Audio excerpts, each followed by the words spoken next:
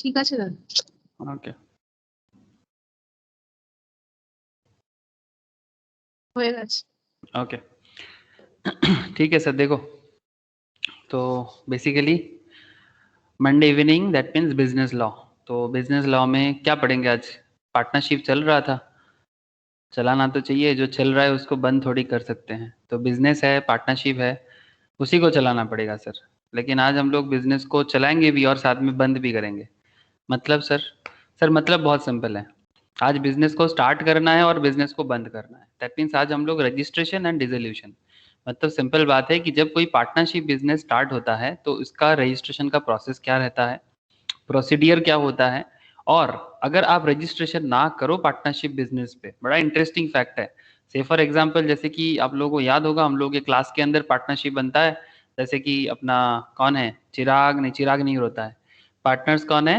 विश्वजीत है, सौविक है, स्नेहाशीष है और अयन कभी कभी आता है। तो बेसिकली ये जो पार्टनरशिप बिजनेस हम लोगों के क्लास के अंदर ही चल रहा था। अब इन्हीं के बीच में जो पार्टनरशिप हम लोगों ने चालू किया था, किस चीज का बिजनेस कर रहा था, याद है आप लोगों को? हमारे क्लास के अंदर जो पार्टनरशिप, लीची और गुआवा। लीची और गुआवा। वाह सर, वेरी गुड सर। हाँ लीची सर। और लीची और गुआवा मतलब बारुईपुर का गुआवा, हाँ, कोलकाता का बारुईपुर का गुआवा, हाँ, मतलब पेरू या प्यारा जो भी बोलो। और अपना मुजफ्फरपुर का लीची। अरे वाह, मजा आ जाएगा सर। बारिश का मौसम है, ऐसे ही बहुत टेस्टी है लीची, ठीक है। लेकिन अब पार्टनरशिप बिजनेस को क्या करना है, रजिस्ट्रेशन करना है। और उसके बाद ये देखना है कि अगर रजिस्ट्रेशन नहीं होता है तो क्या प्रॉब्लम क्रिएट हो जाएगा। और उसके बाद देखना है कि जब बिजनेस बंद हो जाता है तब क्या होता है, दैट मीन्स डिसोल्यूशन, ठीक है। तो ये कुछ इंपॉर्टेंट और अहम बातें हैं जो अब आज आप लोग के साथ में पार्टनरशिप में डिस्कस करने वाला हूँ। एक बार अच्छे से सुन लो, उसके बाद आप लोग क्वेश्चन आंसर जैसे ही करोगे ना, मैं पूरा समझ सकता हूँ कि आप लोग बहुत इजीली पार्टनरशिप को समझ सकते हो। ठीक है सर। ऐसे बहुत टफ बिजनेस तो ये है नहीं, partnership business easy formation business है। बट फिर भी सोल प्रोप्राइटरशिप से थोड़ा सा टफ तो है। सोल प्रोप्राइटरशिप मतलब जो इंडिविजुअल लेवल में हम लोग कोई बिजनेस करता है उसमें थोड़ा लीगल प्रॉब्लम कम होता है। बट पार्टनरशिप में लीगल मैटर्स आ जाता है सर, पार्टनरशिप में लीगल मैटर्स आ जाता है। और हम लोग जानते हैं सेक्शन हम लोग पार्टनरशिप एक्ट 1932, एंड इसके बाद हम लोग एक न्यू पार्टनरशिप के बारे में बात करेंगे, दैट इज एलएलपी एक्ट 2008, ठीक है। वो भी बहुत इंटरेस्टिंग है, जो पार्टनरशिप बिजनेस का एक मॉडर्न या मॉडिफिकेशन हुआ है, और बहुत मजा आने वाला है एलएलपी में, ठीक है सर। लेकिन उससे पहले आज का 1932 का जो रजिस्ट्रेशन सिस्टम जो अभी भी चलता है, ठीक है, और बड़ा ही ट्रेडिशनल पैटर्न ऑफ बिजनेस है। और उसका डिसोल्यूशन मतलब बिजनेस को बंद करने का क्या सिस्टम है, अगर बंद करते हो तो क्या प्रॉब्लम आता है। सिंपल समझ बात है सर।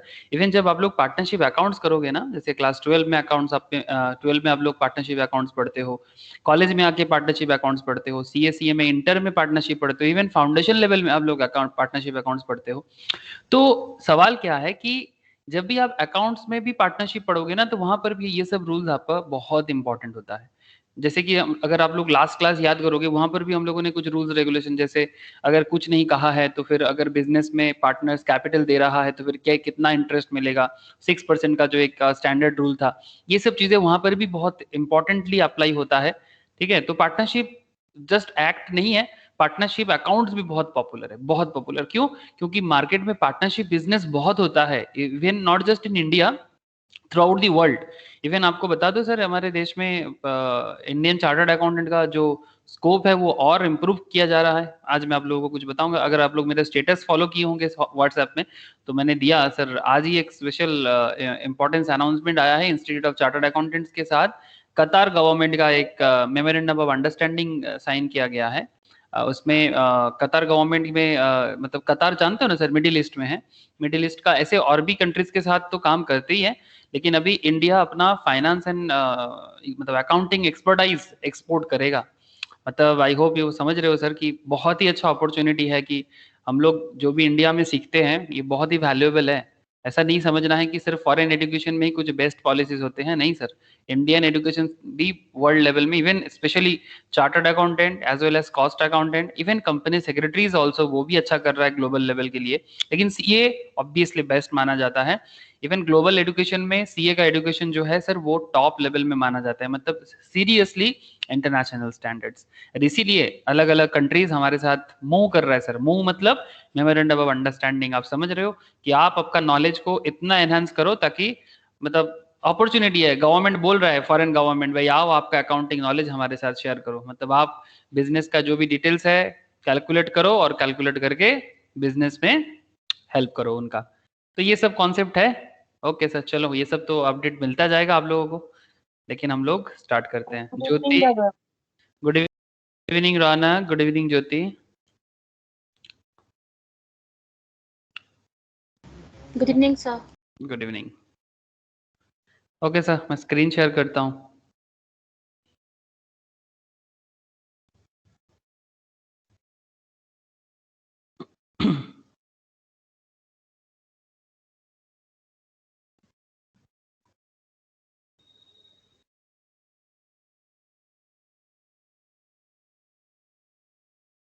क्या स्क्रीन शेयर हुआ है सर? हाँ सर। यस। ओके सर, ठीक है।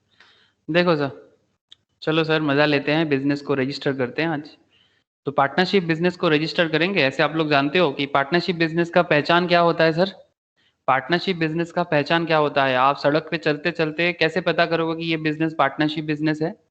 हाउ विल यू आइडेंटिफाई कि कौन सा बिजनेस क्या बोलते हैं सर, पार्टनरशिप बिजनेस है? दैट मीन्स आपको बिजनेस के नाम के पीछे कुछ स्पेशल एरिया दिखाई देगा।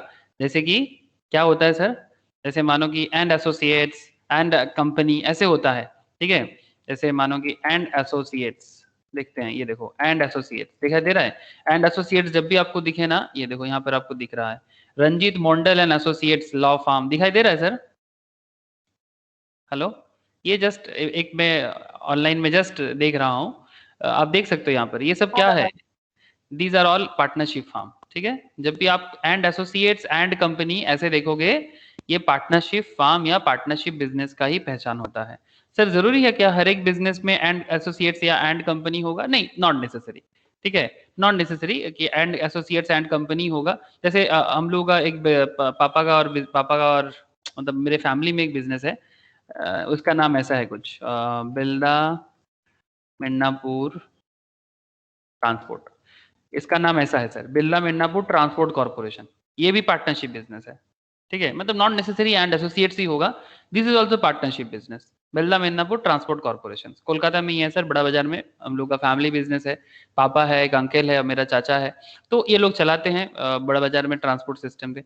तो कॉन्सेप्ट क्या कहना चाहते हैं सर? सर कॉन्सेप्ट एकदम सिंपल है। जब भी ये सब बिजनेस बनना चालू किया, ठीक है, जब भी, इवन आप लोगों को मैं बिग फोर फार्म के बारे में भी बात किया, आप लोग जानते हो ना sir, big four accounting firm, ये भी पार्टनरशिप है सर। आप लोग शौक रखते हो या फिर ड्रीम भी देखते होंगे कि आप लोग भी मार्केट में ये सब कंपनीज में काम करना चाहते हो, है ना? तो ऑब्वियसली मैं भी इसी उम्मीद के साथ रहता हूँ कि आप लोग ऐसे कंपनीज में ट्रेनिंग करें या फिर ऐसे कंपनीज में आप लोग भी जॉब करें। तो ये भी सर पार्टनरशिप बिजनेस के थ्रू से चलता है। इवन आप लोगों में दिखाया था पीडब्ल्यूसी, मोस्ट प्रोबेबली पीडब्ल्यूसी एकदम पार्टनरशिप कॉन्सेप्ट में ही चलता है। मोस्ट प्रोबेबली एक कंपनी बन गया है इसमें से, बट पीडब्ल्यूसी स्टील पार्टनरशिप बिजनेस में चलता है। ये देखिए, professional services type member have different legal structures, ये देखो both UK US firms are actually limited liability partnership, दिखाई दे रहा है सर? पीडब्ल्यूसी रिसेंटली एक वैकेंसी निकला है, मेरा कुछ स्टूडेंट्स ने अप्लाई किया है सर, सीनियर स्टूडेंट्स ने। मोस्ट प्रोबेबली एक को कुछ बात चल रहा है पीडब्ल्यूसी में, अकाउंट्स का ही कुछ पोस्ट है। तो पीडब्ल्यूसी लिमिटेड लायबिलिटी पार्टनरशिप फर्म है। ठीक है, तो ये भी पार्टनरशिप बिजनेस है, ये तो ग्लोबल बिजनेस है। ठीक है, इंडिया में भी काम करता है, यूके में भी है, यूएस में भी है। I hope you all understand sir. पीडब्ल्यूसी firms operate 157 countries. Okay, 157 countries में ऑपरेट करता है sir.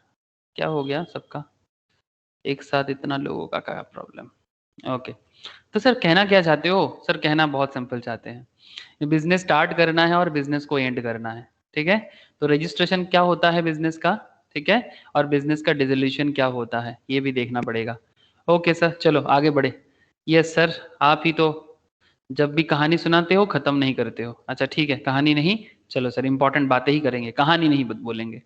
Registration and dissolution of a firm, इसमें आपके लिए क्या जरूरी है? Mode of effective registration, mode of effecting registration.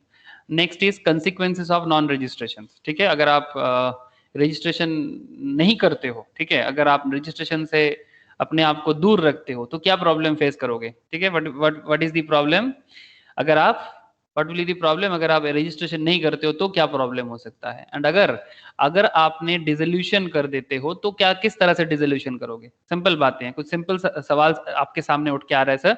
Dissolution without the intervention of the court, without the intervention of the court, the court के intervention के बिना आप कैसे पार्टनरशिप बिजनेस को डिसोल्यूशन करोगे, मतलब बेसिकली बंद कैसे करोगे। And dissolution by court, court से याद आया, सी इंस्टीट्यूट का कोर्ट केस चल रहा है सुप्रीम कोर्ट में, खबर है किसी को सीए एग्जाम को लेके। Yes sir. यस सर, आज कुछ रिलीज किया रे आयन? না আজকে হিয়ারিং আমার কথা ছিল এখনো नहीं, अभी तक कुछ नहीं आया, इवन बोला कि कल बताएगा, आज पोस्टपोन कर दिया, आज हियरिंग पोस्टपोन कर दिया।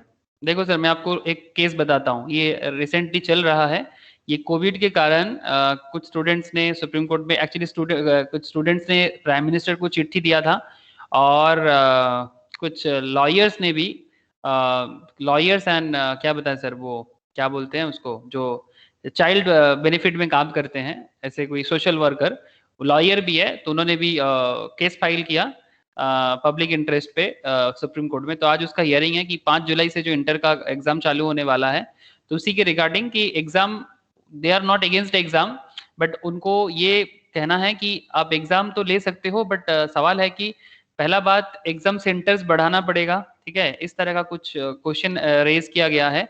ये देखिए, supreme court to hear please seeking postponement more exam centres today, ठीक है, मतलब आपको और एग्जाम सेंटर्स देना चाहिए, मतलब ताकि स्टूडेंट्स अपने क्लोज घर के आसपास से ही एग्जाम दे सके, अगर बहुत दूर का है तो फिर उनके लिए ट्रांसपोर्टेशन का बंदोबस्त किया जाए, और सबसे बड़ा चीज, ये सारे के सारे स्टूडेंट्स का वैक्सीनेशन कंप्लीट होना चाहिए, बिकॉज लास्ट ईयर भी जब प्रॉब्लम क्रिएट हुआ था उस टाइम पे कोविड का सिनेरियो इतना गंभीर नहीं था, लेकिन इस बार का कोविड का सिनेरियो उससे भी ज्यादा गंभीर है।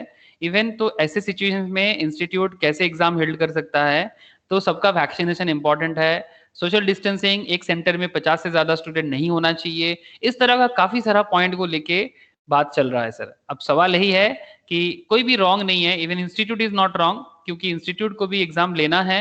अब इंस्टीट्यूट किस तरह से एग्जाम लेगा, और एक कॉन्सेप्ट पोस्टपोन ऑप्ट आउट के बारे में भी कुछ सवाल है, ये सब এক্সট্রা অ্যাটেম্প চাইছে এখন एक्स्ट्रा, हाँ ইনস্টিটিউট বলেছে অপ্ট আউট করলে নভেম্বরের সাথে মার্জ হয়ে যাবে। एग्जैक्टली, एक्स्ट्रा अटेम्प्ट मांग रहा है। जो लोग ओल्ड सिलेबस के हैं, old syllabus in the sense, मानो कि अभी जैसे कि आईपीसीसी जो है ना, वो पुराना सिलेबस वाले होते हैं, सीए इंटर में सीपीटी तो अभी एकदम नहीं है, आईपीसीसी मतलब पुराने इंटर के लोग, तो उनका भी कुछ टर्म अभी भी बाकी रह गया है, अभी सीए इंटर कहते हैं।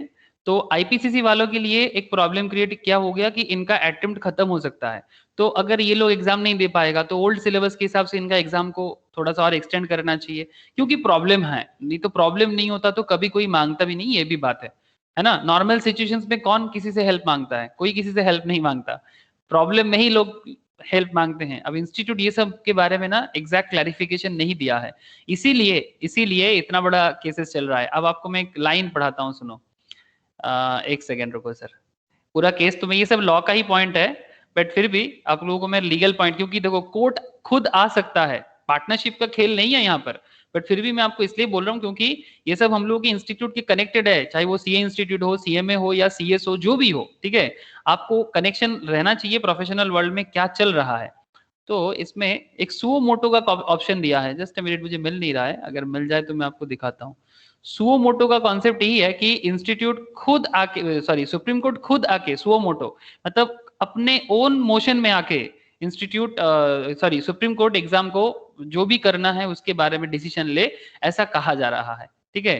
तो इस तरह का कॉन्सेप्ट लेके, ये देखो सर, दो the plea also seeks an opt-out option for student, IC has already announced and provided an opt-out option for student registered to take upcoming July examination cycle.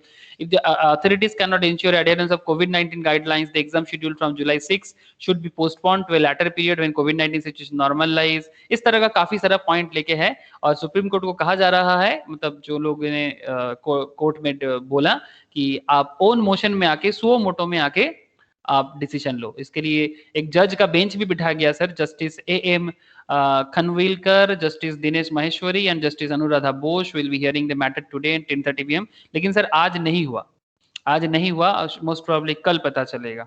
अभी तक मुझे अपडेट नहीं मिला है, देखते हैं सर क्या अपडेट मिलता है।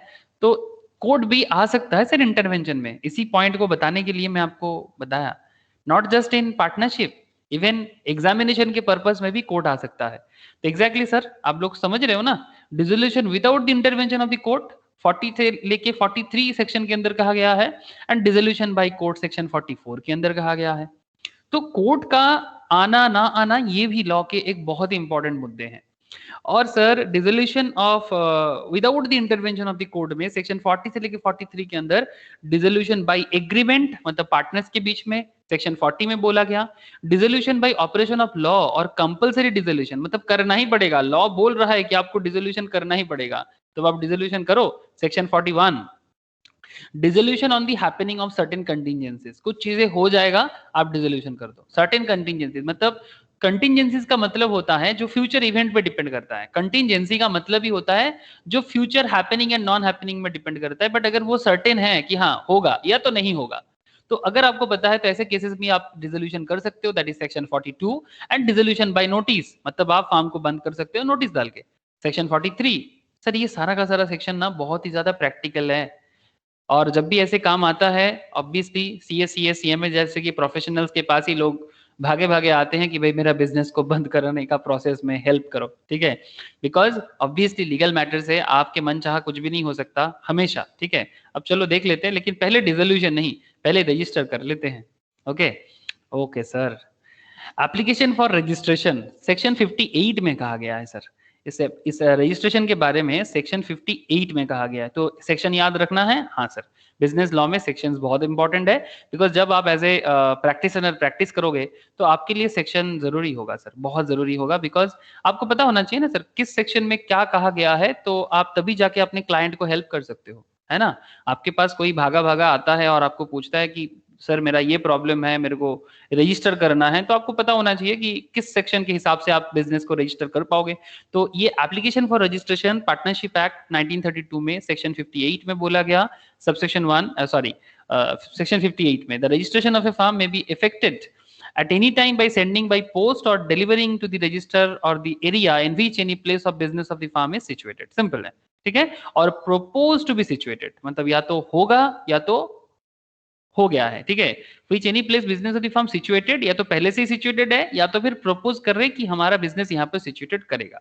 Statement in the prescribed form and accompanied by a prescribed fee stating the firm's name. क्या क्या रखना पड़ेगा आपको उस पर्टिकुलर एप्लीकेशन में, फर्म का नाम बताओ, place of principal, place of business of the firm, कहां पर आपका बिजनेस का मेन बिजनेस का हेडक्वार्टर कहाँ है, ठीक है।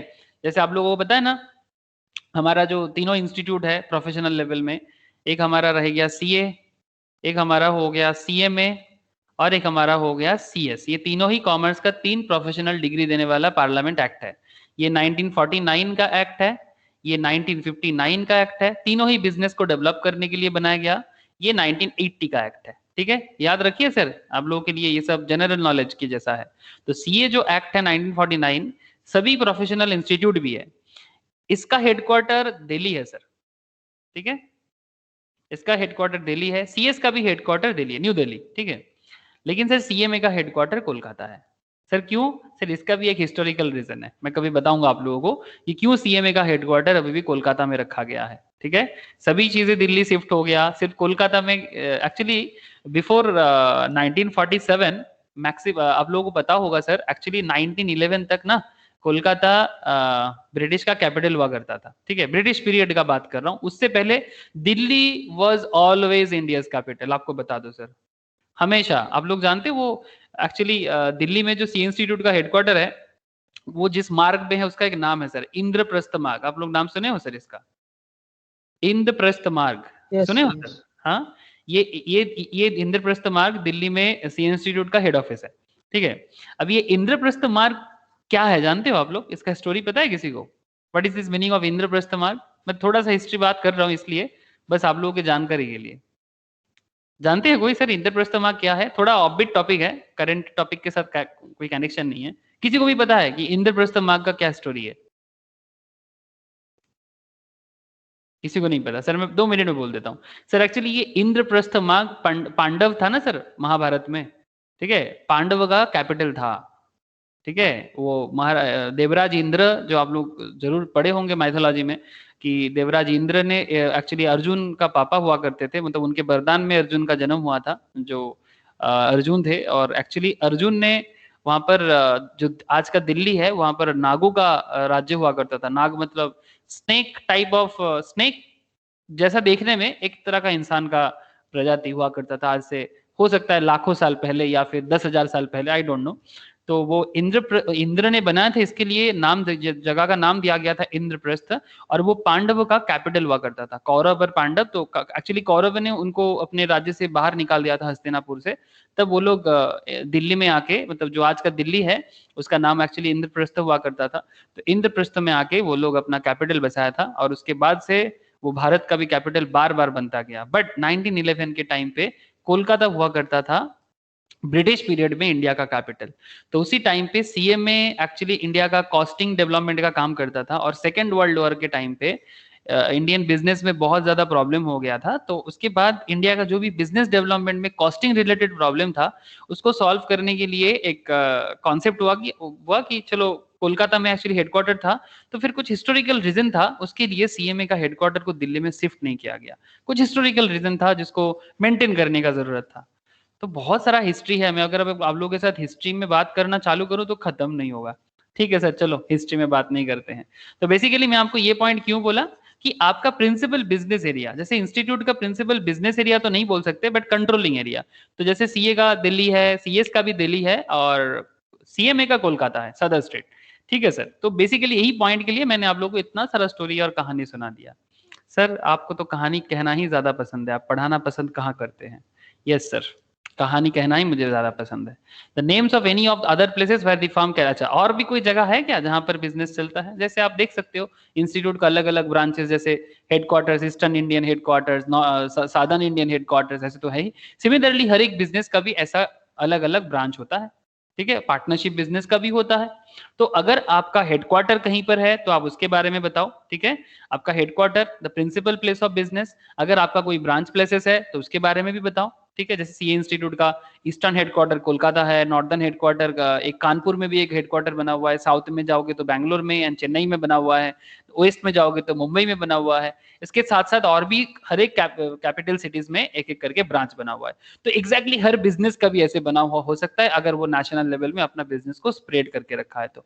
इसीलिए आपका जो भी एरिया ऑफ अदर प्लेसेस है बिजनेस को कैरी करने के लिए, आपको उसके बारे में बताना चाहिए, ठीक है। The date when each partner joined the firm, जो भी बिजनेस का पार्टनर है, जैसे कि मानो अपना सोविक है, अपना विश्वजीत है, अपना स्नेहाशीष है, ठीक है। तो date on when each partner joined the firm, कौन कब बिजनेस में ज्वाइन कर रहा है, अयन को भी ले लेते हैं, ठीक है। तो कौन सा पार्टनर कब बिजनेस में ज्वाइन कर रहा है, आप उनका डेट भी मेंशन करो, ठीक है, जरूरी है बिजनेस के लिए, ठीक है। मतलब कौन कितना पहले से फर्म के साथ है, कौन बाद में आया है, ये सब बहुत जरूरी होता है।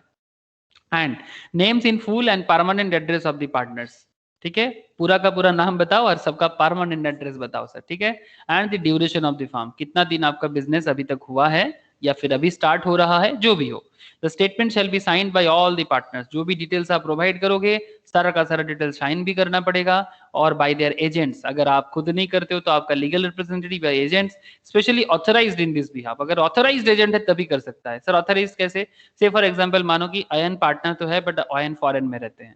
अयन कहाँ रहता है? फॉरेन में। से फॉर एग्जांपल अयन इंग्लैंड में काम के सिलसिले में रहते हैं, लेकिन अयन बिजनेस का पार्टनर है, तो क्या अयन अभी साइन करने इंडिया आएगा सर?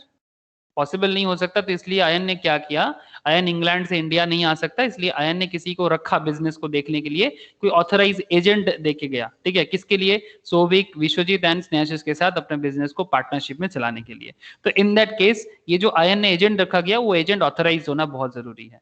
अगर ऑथराइज नहीं है, मतलब उसको बोलते हैं सिर्फ पावर ऑफ अटॉर्नी, आप लोग जानते हो ना, पावर ऑफ अटॉर्नी देना पड़ता है। मतलब एजेंट का साइन अयन का साइन माना जाएगा। अरे एक मूवी है ये पावर ऑफ अटॉर्नी को लेके, ये आप लोग बाजीगर मूवी देखे हो? थोड़ा पुराना है, शाहरुख खान का, देखे सर आप लोग किसी ने भी? बाजीगर है वो, बाजीगर, हाँ। वहां पर ऐसे पावर ऑफ अटॉर्नी वाला एक कहानी है, पता है आप लोगों को? वो कुछ ऐसा, मैं पूरा स्टोरी भूल गया, बट ऐसा केसेस हुआ है वहां पर। पावर ऑफ अटर्नी देके आप पूरा का पूरा संपत्ति को इधर से उधर कर सकते हो। कर सकते कि नहीं कर सकते? एकदम कर सकते हैं। হ্যাঁ করা যায়। প্লাস দাদা এখন মানে not this time but being a 90s kids আমাদের সময় মানে এই যে যত সিরিয়ালস গুলো আসতো না ওইটাতে ওই ভ্যাম্প গুলো সবাইকে বাড়ি থেকে বার করে দিত, ওই পাওয়ার অফ অ্যাটর্নি নিয়েই তো খেলাগুলো करतो। हाँ एग्जैक्टली ओके ठीक है, चलो मैं समझ गया। रौनक को भी याद आ गया सारा का सारा बचपन वाला सीरियल्स। ठीक है देखो the name is in full permanent address of the partner. अच्छा, the statement shall be signed by all the partners और by their agents specially authorised in this behalf. Each person signing the statement shall also verify in the manner prescribed. A form shall not contain any of the following words. देखो sir, form shall not contain any of the following words, ये सब word use नहीं कर सकता, जैसे कि crown, emperor, empress, empire, imperial, king, queen, royal, or words expressing or implying the sanction of approval or patronage of government, except when the state government signifies its consent to the use of such words as part of the firm name by order in writing। अगर government, state government special करके signify करता है कि yes वो लोग नाम को लिख सकता है, ठीक है, मतलब आप ऐसे सपोज मानो कि विश्वजीत नाम दे रहा है, एम्पायर, एम्पायर बोल के नाम दे रहा है बिजनेस का, empire Vishwajit and company. Vishwajit नाम पसंद है? यस हाँ? लेकिन ये नाम पसंद है बट ये तुम यूज नहीं कर सकते, एक्सेप्ट तुम्हारा बिहार गवर्नमेंट अगर तुम्हें ये एम्पायर यूज करने के लिए कोई सिग्निफिकेंस कोई सिग्निफाई करता है, कंसेंट देता है, तभी जाके आप कर सकते हो कि यस चलो ये विश्वजीत का कोई स्पेशल केस है, एम्पायर विश्वजीत बोल के वो नाम को लिख सकता है। ठीक है, तो ऐसा अगर कोई बात है तो इन दैट केस आप कर सकते हो। ठीक है, तो ये कॉन्सेप्ट रह गया। मतलब एक्चुअली आप कभी भी इस तरह का कॉन्सेप्ट इसलिए लिखा गया क्योंकि बहुत लोग ना मिसयूज करता है सर नाम का, इवन आज भी चल रहा है। जैसे कि मैं आपको बताऊं सर, कोई भी एजुकेशनल इंस्टीट्यूट ये नाम यूज नहीं कर सकता। मैं आपको बता दूं सर आप लोगों के जानकारी के लिए, आप ऐसा वर्ड यूज नहीं कर सकते। इंडियन प्राइवेट इंस्टीट्यूट, अगर आप प्राइवेट इंस्टीट्यूट हो, कोई प्राइवेट कोचिंग हो, ठीक है, आप ऐसे नाम यूज नहीं कर सकते। इंडियन इंस्टीट्यूट बोल के आप नाम स्टार्ट नहीं कर सकते। ऐसे होता है ना, Indian institute of science, Indian institute of something, ऐसा ये इंडियन इंस्टीट्यूट ये जो वर्ड है इससे क्या पहचान लगता है? ऐसा लगता है ना सर, फीलिंग ऐसा आता है कि जैसे कोई गवर्नमेंट का है ना सर। जैसे आईआईएम का क्या है? इंडियन इंस्टीट्यूट ऑफ मैनेजमेंट, है ना, Indian IISc Bangalore, Indian institute of acting exactly, short लिख में एग्जैक्टली। बिहार में से इंडियन पब्लिक स्कूल है इंडियन पब्लिक स्कूल है ठीक है, ऐसे बहुत मिलेगा तुम्हें। एक्चुअली ये सब यूज नहीं करना चाहिए, बट क्या करे सर, ये सब इंडिया में क्या बोलूं ना सर, सब वही पॉलिटिकल पावर के थ्रू से चलता है, समझ रहे हो ना। सबका किसी ना किसी पॉलिटिकल कनेक्शन बना के कौन क्या उखाड़ लेगा। ऐसा मेरा पूपा तो विधायक है, अब सबका पूपा विधायक है तो फिर सभी कोई बना सकता है, क्या प्रॉब्लम है? अरे कॉमेडी है ना ये, फूफा जी विधायक है हमारे, ऐसा विधायक है। हाँ चाचा विधायक है हमारे। आप समझ सकते हैं ना, ये इंडिया का एक कैरेक्टर बन गया। मतलब बांग्ला में हम लोग ऐसे बोलते हैं, जानी हमारे दादा के एराउंड टाइप हमारे काका अमुक जगह আছে, माने सबका सब अपना अपना पावर दिखाने के लिए, डोले सोले दिखाने के लिए रेडी है। तो जो नहीं फेमस जानता है मेरा बाप कौन है। एग्जैक्टली समझ सकते हो।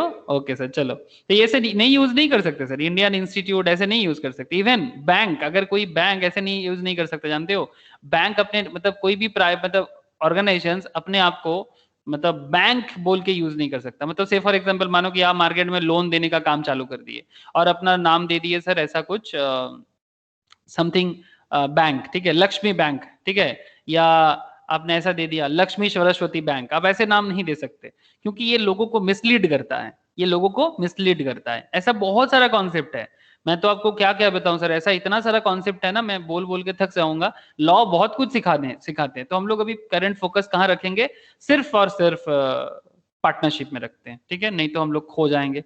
ऐसे आदत है मेरा खो जाने का, आप लोगों को पता है, ज्यादा नहीं खो जाना है सर। किटकैट खा लेते हैं और खो जाते हैं, ओके सर, तो crown, emperor, empress, empire, imperial, king, queen, royal, word expressing implying sanction, approval, मतलब ऐसा कोई फीलिंग नहीं आना चाहिए कि गवर्नमेंट का पैट्रोनेज टाइप का, ऐसा नहीं होना चाहिए, ठीक है, कि सरकार के बिहाफ में काम कर रहा है, ऐसा फीलिंग नहीं दे सकते आप, ठीक है, सब सरकारी है ऐसा नहीं फीलिंग करते, ये तो 2 नंबर ही हो जाएगा ना फिर।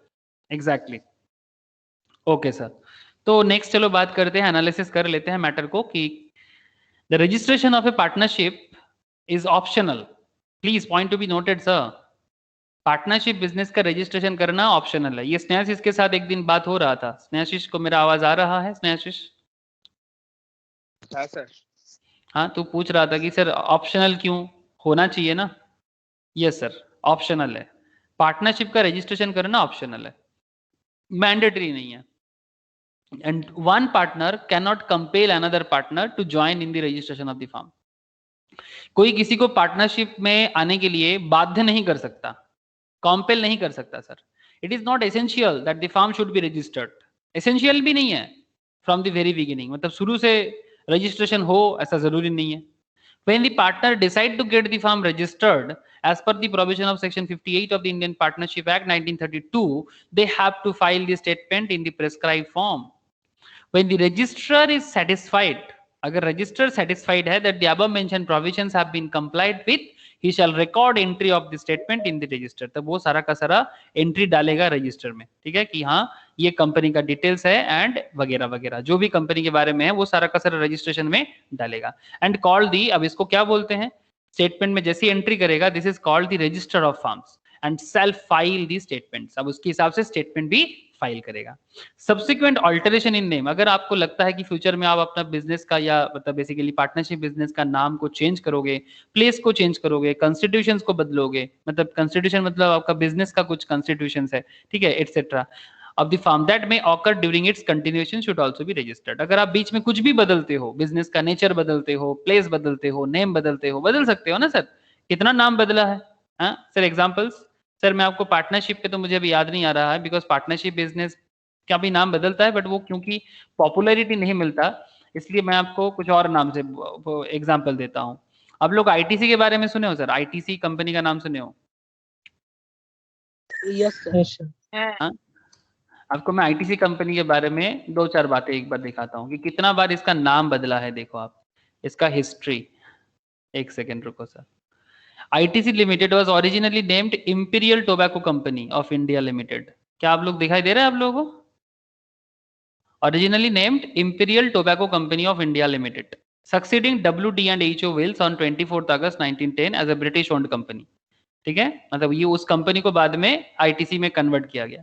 Registered in Calcutta. Since the company was largely based on agricultural resources, it's ventured into partnership in 1911। देखो सर, यहाँ पर भी ये लोग भी पार्टनरशिप किया था, किसके साथ? फार्मर्स के साथ। कहाँ का farmers? From the southern part of India, source leaf tobacco, वो तो टोबैको के लिए जो पत्ता जरूरी होता है उसके लिए, ठीक है। Under the companies umbrella the Indian leaf, अब क्या नाम हुआ देखो, under the company's umbrella the Indian Leaf Tobacco Development Company Limited was formed in Guntur district of Andhra Pradesh in 1912। The first cigarette factory of the company was set up in 1930। Actually ITC का main business cigarette है sir, ठीक है, बाद में वो noodles, FMCG मतलब ये package products, फिर कॉपी किताब ये सब में भी है ना सर आईटीसी का प्रोडक्ट, लेकिन इसका मेन बिजनेस का जो पैसा वगैरह सब कुछ, इसका होटल भी है आप लोग जानते हो, लेकिन ये सब बाद में हुआ है। In 1928 construction began for the company's headquarters, the Virginia House at Calcutta। ये आपको मिलेगा ओल्ड सीए इंस्टीट्यूट के बगल में, पुराना सीए इंस्टीट्यूट का जो ऑफिस है पार्क स्ट्रीट में, ठीक है, आनंदीलाल पोद्दार सरनी, आपको उसके उल्टा साइड में ही आपको आईटीसी का हेडक्वार्टर मिलेगा और आपको बड़ा बड़ा लिखा देखने को मिलेगा 100 इंस्पायरिंग ईयर्स बोल के। देखा किसी ने कभी? आईटीसी ऑफिस कोलकाता, ये पुराना ये सीए का भी भवन है वहां पर, ओल्ड सीए भवन भी वहीं पर है। ये है सर, ये दिस वन देख सकते हो, ये जो रोड दिख रहा है ना आप लोगों को, इसके ऑपोजिट साइड में आनंदीलाल पोद्दार सरनी है, इसके जस्ट ऑपोजिट में ही सीए इंस्टीट्यूट का पुराना ऑफिस है, ठीक है। ये है आपका आईटीसी का पुराना बिल्डिंग, ठीक है, आईटीसी ऑफिस जो भी हो, ये यहीं पर से स्टार्ट हुआ था बेसिकली, बाद में उसका और भी बड़े बड़े बना है सर, बट यहीं से स्टार्ट है।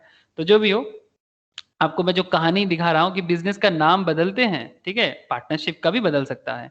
अच्छा, ITC records Carriers Tobacco Company's factory, Khidirpur, 1935 to further strengthen its presence. ITC helped set up indigenous cigarette issues. ठीक है, इसके बाद धीरे धीरे the company acquired the manufacturing business of Tobacco Manufacturers Limited. इस तरह से बिजनेस का नाम वैसा ही था, इंपीरियल टोबैको कंपनी. फिर बाद में कंपनी ने अपना नाम को बदला. ये देखो सर, कहाँ बदला, मैं एक्चुअली यही ढूंढ रहा था, मैं आपको कितना सारा कहानी सुना दिया. जस्ट लुको सर, ये देखो, मैं ढूंढते ढूंढते गायब हो गया था, सॉरी सर. लेकिन ठीक है, कोई बात नहीं, 2-4 स्टोरी सुना आप लोगों ने. Imperial Tobacco Company of India 1910 से लेके 1970 तक था. इंडियन टोबैको कंपनी लिमिटेड 1970 से 1974 था. फिर नाम था आईटीसी लिमिटेड फ्रॉम 1974 से 2001. अच्छा, तब आईटीसी नाम कैसा था, I.T.C, ठीक है, ऐसा करके था. अभी नाम क्या हो गया, ओनली आईटीसी लिमिटेड, 2001 से लेके 2000 अभी प्रेजेंट डेट तक. सर आप लोगों ने देखा किस तरह से बिजनेस का नाम बदला है? हाँ सर बोलो. Yes sir. Thank you sir. तो ऐसे नाम बदल सकते हैं. Okay sir. तो नाम अगर बदलेगा तो फिर आपको उसका डिटेल्स भी अपडेट करना पड़ेगा, situation to situation. Should also be registered. ठीक है. अच्छा, registration section 59. When the register is satisfied that the provision of section 58, the firm above mentioned provisions have been duly complied with, he shall record all entry a statement in a register called the register of firms and shall file the statement. अच्छा, ये तो हम लोगों ने अभी अभी समझा. अच्छा, जस्ट अ सेकेंड सर.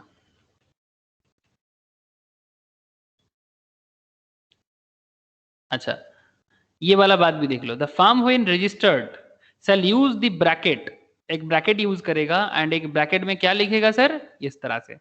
मतलब कोई भी बिजनेस अगर रजिस्टर्ड है तो इस तरह से ब्रैकेट में रजिस्टर्ड वर्ड या REGD बोल के भी लिखता है, या फिर रजिस्टर्ड पूरा वर्ड में लिखता है इमीडिएटली आफ्टर इट्स नेम. ठीक है सर. सेक्शन 59 ये मौका देता है, क्योंकि बहुत सारा बिजनेस फॉर्म ऐसे होता है ना जो रजिस्टर्ड नहीं होता. ठीक है, और कंपलसरी भी नहीं है, लेकिन जब भी आप रजिस्टर्ड कर दोगे आपको नाम के पीछे रजिस्टर्ड बोल के लिखना पड़ता है. और इसमें क्या होता है, आपके बिजनेस का ऑथेंटिकेशन और बढ़ जाता है. मजा आ गया ना sir. When the register is satisfied that the provision of section 59 have been duly complied with, he shall record an entry of the statement in a register called register of firms and shall file the statement. Then he shall issue a certificate of registration. However, कौन करेगा certificate of registration, कौन देगा, register देगा. ठीक है, जहां पर आप अपना बिजनेस को रजिस्टर किया. ऑब्वियसली गवर्नमेंट का ही डेटा होता है. स्टेट में अगर आप स्टेट गवर्नमेंट के पास करोगे तो स्टेट गवर्नमेंट का, सेंट्रल गवर्नमेंट में है तो सेंट्रल गवर्नमेंट का. नॉर्मली स्टेट का ही यहाँ पर कॉन्सेप्ट रहता है, सेंट्रल का पार्ट नहीं होता. अगर कोई जगह में यूनियन टेरिटरीज है तो उसका जो भी डिटेल्स है वहां पर करना पड़ेगा. Then he shall issue a certificate of registration. However, registration is deemed to be completed as soon as an application in the prescribed form with the prescribed fee and necessary details concerning the particular of partnership is delivered to the register. The recording of an entry is the register of firms is routine duty of register. मतलब ये register का routine duty है कि जब भी कोई record करने आएगा उसको रिकॉर्ड करना पड़ेगा, रूटीन ड्यूटी है. Registration may also be effected even after a suit has been filed by the firm, but in that case it is necessary to withdraw the suit first and get the firm registered and then file a fresh suit. बात समझो. Registration may also be effected even after a suit have been filed by the firm, but in that case मतलब वो कोई case सू किया है उस पे या फिर कुछ भी कॉन्सेप्ट है, तो in that case it is necessary to withdraw the suit first. आप पहले शूट को हटाओ and then get the firm registered, firm को रजिस्टर्ड कराओ और फिर फर्म के नाम पे आप फ्रेशली कोई फाइल करो, जो भी जरूरी है. ठीक है, मैं आपको ये सब बातें थोड़ा एग्जाम्पल के साथ आगे डिस्कस करता हूँ. अगर आप रजिस्ट्रेशन करने में देरी करते हो, लेट रजिस्ट्रेशन ऑन पेमेंट और पेनल्टी. ठीक है, जैसे आप लोग इंस्टीट्यूट में रजिस्टर करते हो ना सर, सेम बात है ना, सेम बात है. आप लोग इंस्टीट्यूट में रजिस्टर करते हो अपना सी इंस्टीट्यूट का रजिस्ट्रेशन, जैसे सोविक ने रिसेंटली किया, अपना मानन ने किया. ठीक है, ऐसे रजिस्ट्रेशन चलता रहता है, आप सभी को पता है. तो लेट रजिस्ट्रेशन স্যার আমি না কিছু স্ক্রিন দেখতে পাচ্ছি না. क्यों सर, आप रीजॉइन कर लो एक बार, आप एक बार रीजॉइन कर सर. मे भी नेटवर्क इश्यूज है. अच्छा, एक बार वेट कर जा, मैं फिर से एक बार कर रहा हूँ.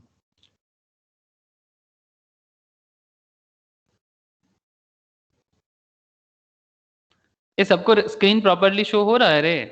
हेलो, ये दादा. ओके, सोविक आ गया. सोविक तू है? হ্যাঁ স্যার আছি। দেখা যাচ্ছে? না স্যার কালো হয়ে আছে। একবার রিজয়েন কর। নেটওয়ার্ক ঠিক আছে ইস্যুস স্যার। তোর কোনো নেটওয়ার্ক ইস্যুস আছে, রিজয়েন কর, আমি নিয়ে নেবো। ওকে। If the statement in respect of any firm is not sent or delivered to the register within the time specified in subsection 1A of section 58, then the firm may registered on payment to the register. Just a second, sir.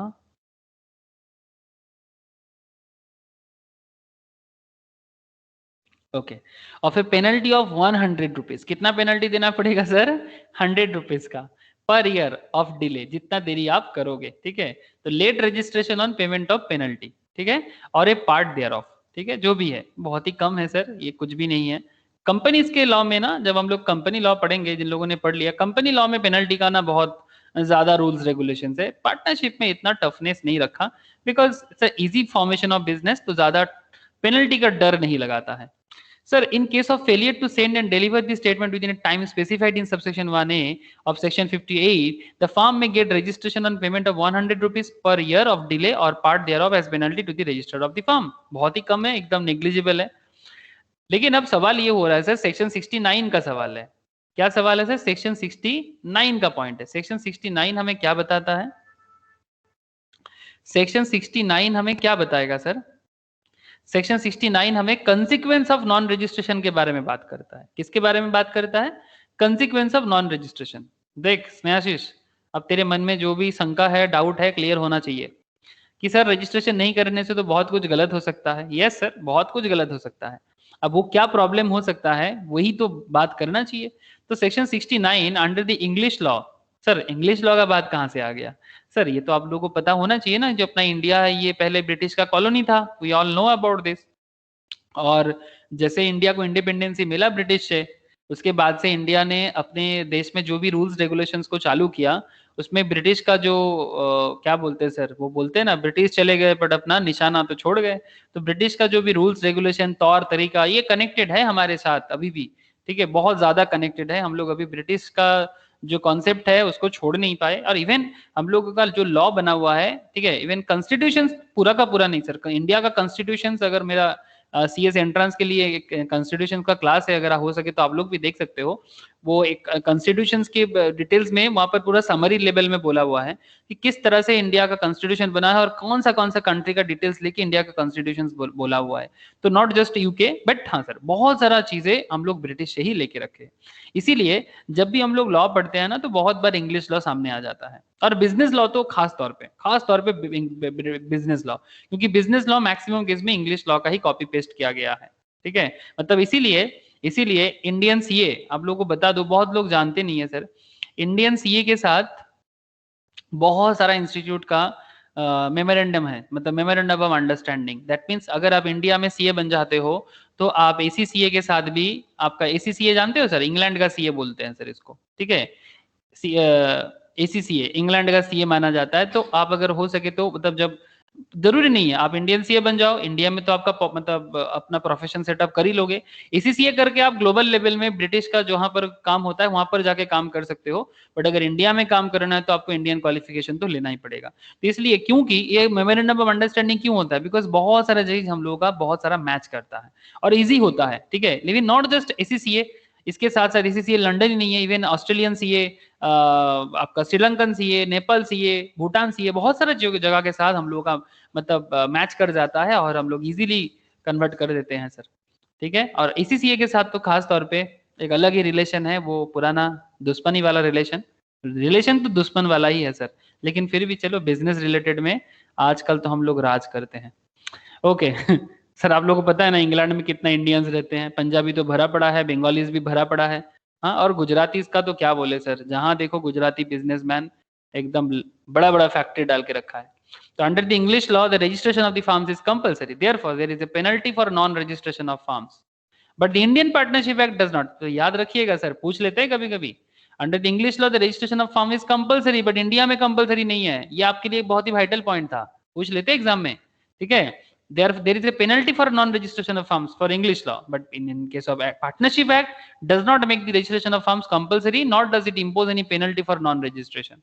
However, under section 69, non-registration of partnership gives rise to a number of disabilities which we will presently discuss. Very interesting point है sir, please दिल थाम कर बैठिए कि अगर आप registration नहीं करते हो तो आपको क्या प्रॉब्लम हो सकता है. Although registration of firms is not compulsory, yet the consequence or disabilities of non-registration have a persuasive pressure for their registration. मतलब आपको बाध्य करता है रजिस्ट्रेशन करने के लिए. This disabilities briefly: no suit in a civil court by firm or other co-partners against third party. आप किसी के अगेंस्ट में ना तो आपका बिजनेस मतलब ना तो आपका पार्टनरशिप बिजनेस और ना ही आपका पार्टनर किसी के अगेंस्ट में कोई केस कर सकता है. क्यों? क्योंकि आप रजिस्टर्ड नहीं हो. तो फिर आपका प्रूफ क्या है कि आप पार्टनर हो? आप समझ सकते हो सर, कंपलसरी नहीं है फिर भी आपको कंपलसरी कर देता है. आप समझ सकते हो ना. द फर्म और any other person on it's behalf can not bring an action against the third party for breach of contract. मतलब अगर कोई आपके साथ कॉन्ट्रैक्ट तोड़ता है, ब्रीच करना मतलब आपके साथ कोई मतलब वही एक गाना है ना सर, जो वादा किया है, क्या गाना है, जो वादा किया है निभाना पड़ेगा. हाँ, अब चाहे जमाने में मत जाओ चाहे जमाने में मत जाओ, आप बस वही जो वादा किया है निभाना पड़ेगा में ही रहो. तो अगर निभाना पड़ेगा छोड़ के अगर ना निभाया गया तो, से फॉर एग्जांपल बिजनेस के साथ किसी का कोई बिजनेस का पार्टनरशिप डील हुआ था, ठीक है. जैसे मानो कि अपना विश्वजीत, अपना सौविक, अपना स्नेहाशीष, अपना आयन, ठीक है, ये लोगों का पार्टनरशिप डील में किसी के साथ, सपोज मानो कि किसके साथ पार्टनरशिप करा दे इनका, चलो मन्नान के साथ बना देते हैं या चिराग के साथ, मन्नान एंड चिराग के साथ चलो पार्टनरशिप डील होगा. अब Vishwajeet Snehashish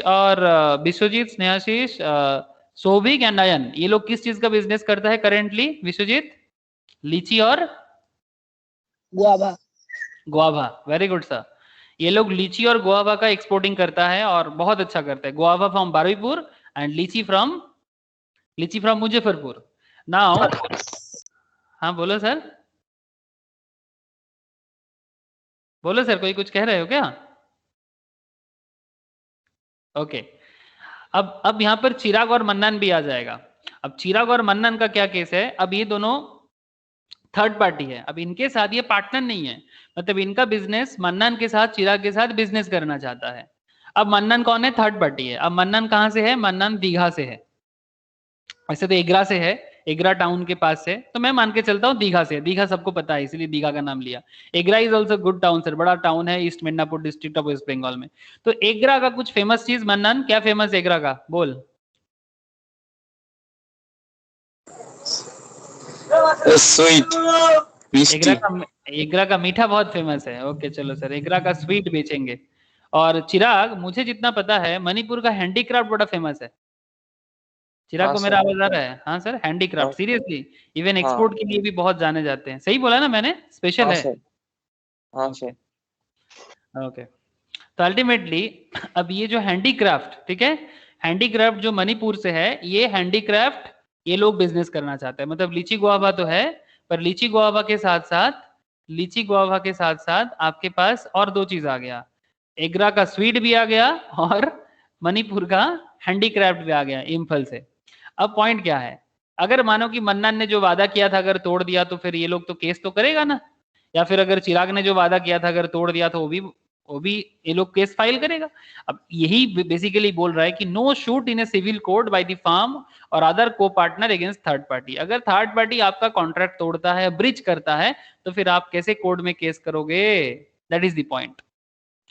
no relief to partners for set off claim. If an action is brought against the firm by a third party, मानो कि थर्ड पार्टी पार्टनर्स के बीच में पार्टनर्स को लेके कुछ केस कर रहा है. If an action is brought against the firm, अब इस केस में उल्टा हो रहा है. इससे पहले पार्टनरशिप बिजनेस थर्ड पार्टी के लिए केस कर रहा था, अब इसमें क्या कर रहा है? पार्टनरशिप के अगेंस्ट में थर्ड पार्टी आ गया. मतलब मन्नान या चिराग बोल रहे हैं कि पार्टनरशिप फर्म जो सौविक एंड कंपनी या विश्वजीत एंड कंपनी का जो पार्टनरशिप बिजनेस है, उन लोगों ने कुछ धोखाधड़ी किया. Then neither the firm nor the partner can claim any set off. ये कुछ भी set off नहीं कर सकता. If the suit be valued more than 100 or pursue other proceedings to enforce the rights arising from any contract. Contract के लिए अगर कुछ भी, मतलब अगर शूट का वैल्यू 100 से भी ज्यादा हो, ठीक है, तभी जाके वो केस बनता है. लेकिन कुछ भी सेट ऑफ नहीं कर पाएगा बिकॉज इनका पार्टनरशिप रजिस्टर्ड नहीं है. प्रॉब्लम समझ सकते हो कि आपके अगेंस्ट में कोई केस भी कर दे तो आप उसको प्रूव करने के लिए कहीं पर भी जा नहीं सकते। ये प्रॉब्लम हो जाएगा अगर आप अपना बिजनेस को रजिस्टर नहीं करोगे। ठीक है, okay sir. Next agreed partner. Sir agreed partner मतलब जैसे मानो कि 4 पार्टनर था हम लोगों का, विश्वजीत, सौविक, स्नेहाशीष एंड आयन का पार्टनरशिप। अब मानो कि इनके बीच में कुछ झगड़ा चल गया और कोई किसी को धोखाधड़ी दे दिया। कौन किसको धोखा दे दिया सर? विश्वजीत, सौविक, स्नेहाशीष, आयन। ठीक है, किसको धोखा में डाले? चलो विश्वजीत के साथ धोखा हो गया। ठीक है, विश्वजीत ने सब पे भरोसा किया था, विश्वजीत एग्रीड हो गया। Agreed partner can not bring legal action against other partner और द फर्म। अगर मानो कि स्नेहाशीष, शोभिक और अयन ने मिलके विश्वजीत को धोखा दिया, मतलब कुछ पेमेंट विश्वजीत को मिलना था, दिया नहीं, ये लोग बांट लिया, ऐसे होता है ना सर। मैं मान के चलता हूँ आप लोग अच्छे हो, करोगे नहीं, बट यहाँ पर मान के चलो कि आप लोग नहीं हो, कोई और है, बट कॉन्सेप्ट बड़ा सिंपल है सर। एग्रीड पार्टनर, अगर किसी के साथ भी कोई खराब होता है, किसी के साथ भी किसी भी तरह का बिजनेस में नाइंसाफी होता है, तो उनको तो मुश्किल हो जाएगा।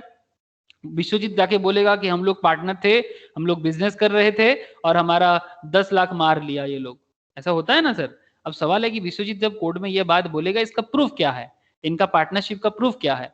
On any other person on his behalf is precluded from bringing legal action against the firm or any person alleged to be or to have been a partner in the firm, but such a person may sue for dissolution of the firm or for accounts and realization of his shares in the firm's property where the firm is dissolved. Point to be noted sir. Agreed partner normally case नहीं कर पाएगा। A partner of an unregistered firm is precluded from bringing legal action against the firm. इसमें उसको problem हो जाएगा। और any person alleged to be or to have been a partner in the firm, but such a person may sue for dissolution. हाँ, वो एक चीज जरूर कर सकता है कि वो बिजनेस को डिसोल्यूशन, मतलब बिजनेस को बंद करने के लिए, डिसोल्यूशन मैं आगे बात करूंगा, उसके लिए वो जरूर जा सकते हैं। फॉर फार्म और for accounts and realisation of his shares, मतलब उसमें से वो अपना शेयर लेने के लिए केस कर सकता है। अब समझ रहे हो ना कि अगर बिजनेस में नॉर्मल कुछ प्रॉब्लम है तो उसको केस में लाना मुश्किल है, बट बिजनेस को डिसोल्यूशन करने का प्रोसेस में वो केस सू कर सकता है, बट उसमें भी प्रॉब्लम आएगा क्योंकि ये प्रूफ करना ही मुश्किल हो जाएगा जब रजिस्ट्रेशन नहीं रहेगा कि बिजनेस है कि नहीं है, बट उसमें तो फिर सीबीआई लगाना पड़ेगा। ठीक है, तो बहुत सारा कॉन्सेप्ट प्रॉब्लम कर देता है अगर आपका रजिस्ट्रेशन ना हो तो। एंड सबसे important sir, third party can sue the firm in case of an unregistered firm, an action can be brought against the firm by a third party. Third party case sue कर सकता है, third party case sue कर सकता है। इन case of an unregistered firm, an action can be brought against the firm by a third party. ये power third party के पास हो जाता है। ठीक है, अगर आप रजिस्टर्ड नहीं हो फिर आपके पास कोई बेस नहीं रहेगा लड़ने का, ये एक प्रॉब्लम है।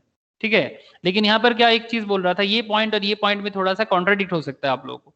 जैसे ये पॉइंट था ना, no relief to partners for set off claim, ये क्लेम का बात था।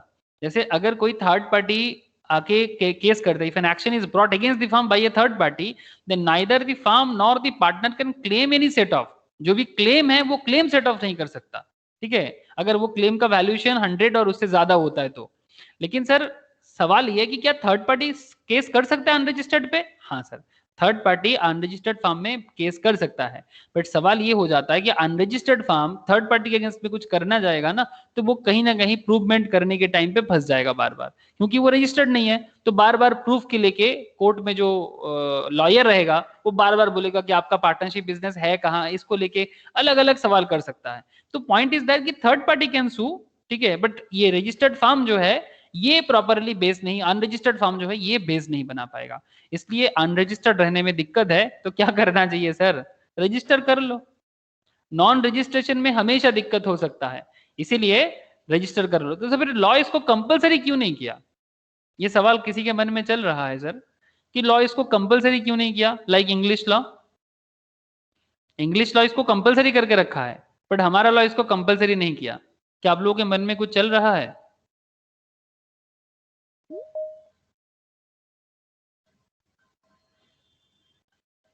हाँ सर बोलो, आप लोगों के मन में क्या चल रहा है कि Indian law, Indian business law इसको कंपलसरी क्यों नहीं किया?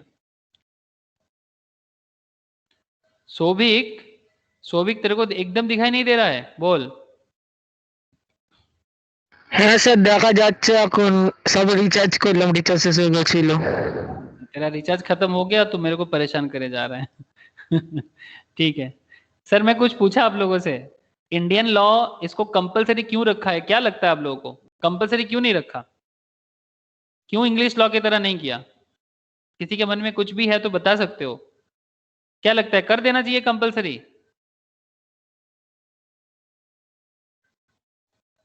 हाँ सर, क्या कंपलसरी रजिस्ट्रेशन ऑफ फार्म कर देना चाहिए?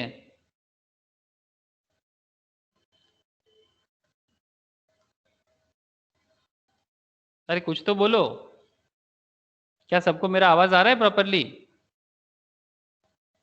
Yes sir. क्या लगता है स्नेहाशीष, बोल, कर देना चाहिए रजिस्टर कंपलसरी?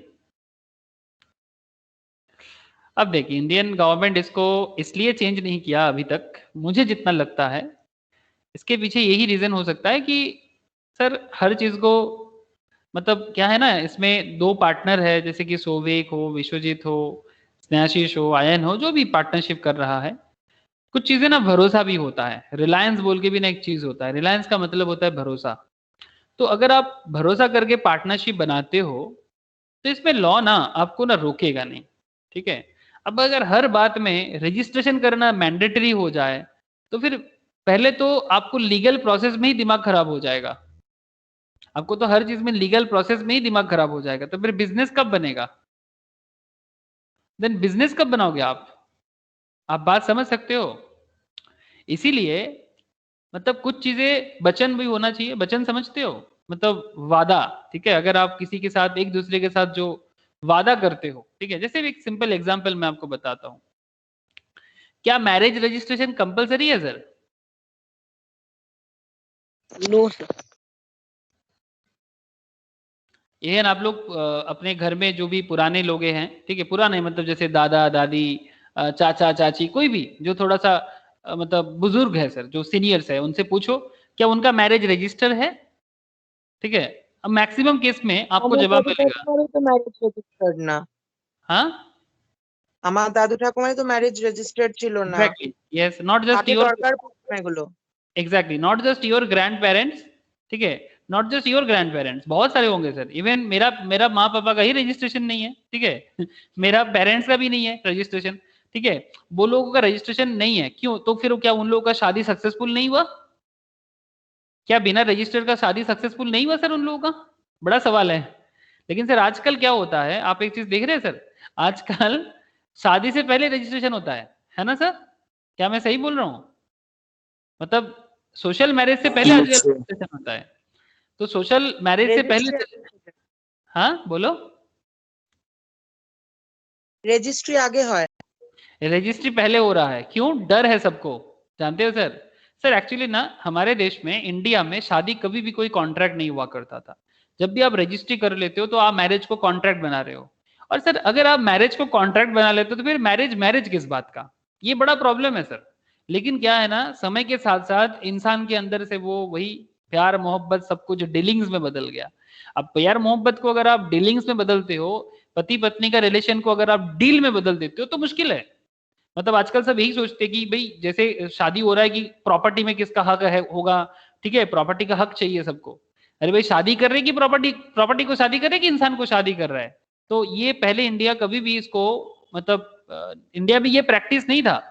ये वेस्टर्न कल्चर ज्यादा आने के बाद से ना, आप देख रहे हो इंग्लिश लॉ में आपने देखा कंपलसरी, तो एक्चुअली यही प्रॉब्लम हो गया कि कल्चर में ना एक विश्वास का प्रॉब्लम हो गया। रिलायंस नहीं है सर, आजकल भरोसा कहाँ है, भरोसा नहीं है, सब एक दूसरे को डाउट करता है, कोई किसी पे भरोसा नहीं करता। अब यही प्रॉब्लम हो गया। लेकिन फिर भी इंडियन बिजनेस सिस्टम कहता है कि कम से कम कुछ चीजों को अभी भी हम लोग भरोसे के तौर पे रख सकते हैं। लेकिन सर भरोसा तो गायब हो रहा है, अब उसी को तो फिर से रीएस्टेब्लिश करने का टाइम आ गया है सर। जब तक ये एस्टेब्लिशमेंट नहीं होगा ना, अब सर क्या बताऊं मैं आपको, थोड़ा स्पिरिचुअल टाइप का बात हो जाएगा, लेकिन मैं करना नहीं चाहता, नहीं तो आप लोग मेरे को कोई बोलोगे सर कौन सा बाबा आ गए हरिद्वार से, क्या बोल रहा है, ठीक है, छोड़ दो सर। बट पॉइंट बहुत सिंपल है, आप लोग जो समझना चाहिए था आप समझ गए होंगे, ठीक है, कि रजिस्ट्री का क्या कॉन्सेप्ट है, क्यों रजिस्ट्री का कंपलसरी नहीं किया, ठीक है। हाँ प्रॉब्लम होता है, प्रॉब्लम होता है, बट प्रॉब्लम तभी होता है जब विश्वास नहीं होता, जब रिलायंस नहीं क्रिएट होता, सिंपल बात है। अगर आज के डेट में मैं आपको एक सिंपल एग्जांपल देता हूं, आजकल एजुकेशन क्या हो गया, एजुकेशन एक बिजनेस हो गया। स्टूडेंट टीचर रिलेशनशिप आजकल कुछ नहीं होता, ठीक है, आजकल सब कोर्स बिकता है। If I am not very wrong sir, आप भी तो फीस लेते हो, हाँ सर, टीचर तो फीस लेगा, डॉक्टर भी फीस लेता है सभी फीस लेगा, क्योंकि सबको अपना दाना पानी जुगाड़ करना है, सबको अपना ब्रेड एंड बटर चाहिए, ठीक है, चाहे डॉक्टर हो चाहे टीचर हो, सभी के साथ उनका, जैसे डॉक्टर के साथ पेशेंट का एक रिलेशन होता था, आजकल नहीं होता है। आजकल डॉक्टर के लिए पेशेंट एक प्रोडक्ट है, टीचर के लिए स्टूडेंट एक क्या बन गया सर, प्रोडक्ट है, मतलब मेरा कस्टमर है। ठीक है, स्टूडेंट कस्टमर हो गया, पेशेंट कस्टमर हो गया। अब लोगों का रोग भला होगा सर? अब लोगों को लगता है कि लोग सच में कुछ अच्छा कर पाएगा? क्योंकि सब तो कस्टमर है, इनको तो बस प्रोडक्ट बेचना है, डॉक्टर को अपना प्रोडक्ट बेचना है, टीचर को अपना प्रोडक्ट बेचना है, तो फिर क्वालिटी कहां से आएगा? There is a big question. I don't know sir, आप लोग रियलाइज करते हो कि नहीं, मैं तो करता हूं। There is a big question, भरोसा कहां गया? तभी हर चीज क्या हो रहा है, रजिस्ट्रेशन, रजिस्ट्री में बदल रहा है। हर चीज का रजिस्ट्रेशन चाहिए, प्रूफ चाहिए। क्या प्रूफ करके भी, रजिस्ट्री करके भी लोग शादी को बचा ले रहा है सर? मैं सब सवाल कर रहा हूं आप लोगों को। आप लोग सब कुछ जानते हो, मेरे से ज्यादा जानते हो, और ऐसे पब्लिक सब जानता है। आप ही बताओ सर, क्या रजिस्ट्री मैरिज करके आजकल शादी ज्यादा अच्छा टिक रहा है कि पुराने जमाने में लोगों का रिलेशनशिप ज्यादा मजबूत हुआ करता था? Just tell me sir. Not just marriage, teacher student relationship, doctor patient relationship, in every case, हर केस में आप बताओ मुझे, पुराने दिनों में रिलेशनशिप ज्यादा मजबूत हुआ करता था विदाउट एनी रजिस्ट्रेशन। अब बात वही हो गया ना, अब रिलायंस, ये एथिक्स का बात है सर। आप लोगों के साथ लॉ के साथ है ना, जैसे सीएमए को, सीएस को एथिक्स बोल के पेपर पढ़ा जाता है, सीए को भी पढ़ाया जाता है सर एथिक्स बोल के, ठीक है? तो ये एथिक्स फाउंडेशन लेवल में एथिक्स में एथिक्स नहीं है, बट इंटरमीडिएट लेवल में एथिक्स है। बट सर ये एथिक्स जो है ना, यही है सर जो एथिक्स आजकल गायब हो जा रहा है। अब क्या बोलूं सर आप लोगों को, अब छोड़ो सर, आप लोग फिर सोचोगे स्पिरिचुअल बातें हो जा रहा है। नहीं, not nothing spiritual, nothing spiritual sir. जो भी वास्तव था वही मैंने आपको समझाने का कोशिश किया कि सर इंडियन गवर्नमेंट इसको कंपलसरी क्यों नहीं किया। लेकिन सर कंपलसरी करने के लिए कब बोलता है? जब भी आपको लगता है कि कुछ प्रॉब्लम हो सकता है तो रजिस्टर कर लो। और आजकल जैसे सोसाइटी हम लोगों ने बनाया, मुझे तो समझ नहीं आता कि डेवलपमेंट कहाँ से आया। सोसाइटी अगर एक इस तरह का सोसाइटी बनाया जहां पर बिलीव ही नहीं है किसी के प्रति, तो फिर वो सोसाइटी क्या सोसाइटी है? उसको समाज नहीं बोलते सर। मैं तो नहीं समझ सकता कि समाज बना कुछ। सबसे इंपॉर्टेंट क्या है ना, आजकल लोगों को लोगों के प्रति करुणा ही नहीं है। करुणा समझते हो? करुणा मतलब प्रेम। आज कोई किसी को प्रेम नहीं करता, सब एक दूसरे के प्रति, हाँ तुम क्या हमको क्या मिलेगा, सबको ना फायदा चाहिए, बेनिफिट। अरे भाई इतना बेनिफिट ढूंढोगे तो समाज कैसे बनाओगे? डाउट है सर, क्या आप बेनिफिट नहीं ढूंढते? अरे सर मैं भी तो इसी समाज का पार्ट हूं। अगर पूरा समाज खराब हुआ है तो मैं समाज के बाहर हूं क्या? लेकिन मेरे को फीलिंग्स आ रहा है तभी मैं शेयर कर रहा हूं आप लोगों से। ऐसा समाज नहीं बिल्ड करना चाहिए। जो भी हो सर, कोई बात नहीं, आप लोग सुने हो, समझ रहे हो, लेकिन आपको मेनली मुझे जो समझाना था कि कंपलसरी क्यों नहीं किया जा रहा है। ठीक है? ओके सर, आगे बढ़ते हैं सर। क्या सर मैंने कुछ गलत बोल दिया क्या? बोलो, क्या आप लोगों को नहीं लगता यही रीजन है कंपलसरी नहीं करने का? Yes sir. यही रीजन है सर, ताकि थोड़ा बहुत भरोसा बने रहे। और बिजनेस करने के लिए हर बात में पहले लीगल क्या मैटर्स है, लीगल क्या मैटर्स है, अरे हर बात में लीगल मैटर्स ढूंढते जाओगे मुश्किल में पड़ जाओगे। शुरू तो करो।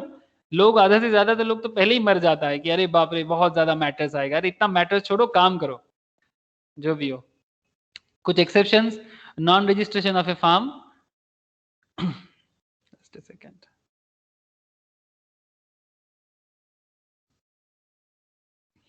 Non registration of a firm does not however effect the following rights. अगर आप रजिस्ट्रेशन नहीं करते हो तो इसका मतलब ये नहीं कि आपका कुछ राइट छीन लिया जाएगा।